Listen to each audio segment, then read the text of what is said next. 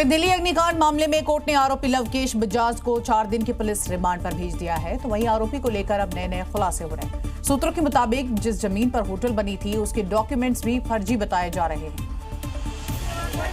आरोपी ने फर्जी दस्तावेज बनाकर रजिस्ट्री कराई है। होटल के बाहर की जमीन पूरी तरह से सरकारी है।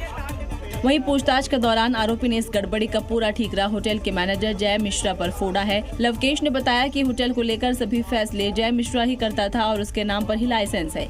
इतना ही नहीं, सूत्रों के मुताबिक जनवरी-फरवरी में आरोपी के घर से कुछ हथियार भी बरामद हुए।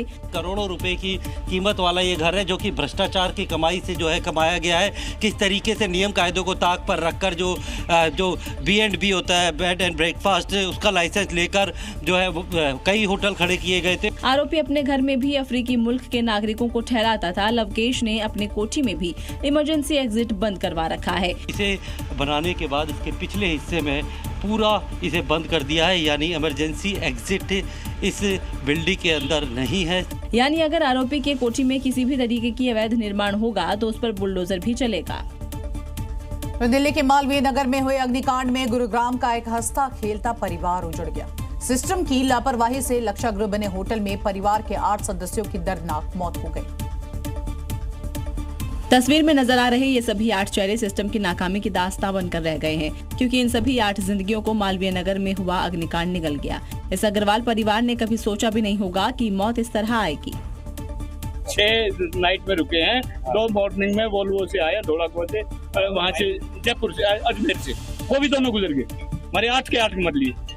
इस हादसे में जान गंवाने वाले 48 साल के विवेक अग्रवाल के पिता साकेत के मैक्स अस्पताल में भर्ती थे, जिन्हें देखने के लिए विवेक के अलावा उनकी मां, पत्नी, 2 बेटियां और 3 रिश्तेदार पहुंचे थे। उनके फादर भी यहीं हमारे पार्क में हमारे साथ घूमते थे। अभी वो कई दिन से हॉस्पिटल में एडमिट थे, तो उनसे मिलने के लिए वो गए हुए थे। तो ये बताया जा रहा है भाई वहाँ वैसे ऐसे हादसा हो गया।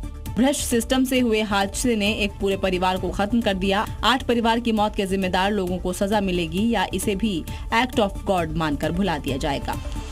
अगर सुरक्षा नियमों की अनदेखी नहीं हुई होती तो दिल्ली के मालवीय नगर में हुए हादसे में किस जाने नहीं जाती।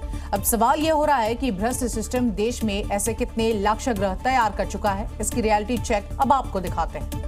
हमने कई होटलों में घुमा, देखा, पूछा, जाना, समझा कि क्या फायर सेफ्टी के नॉर्म्स हैं। होटल के मैनेजर हैं आप और इसमें कोई स्टिकर नहीं है, बताएं।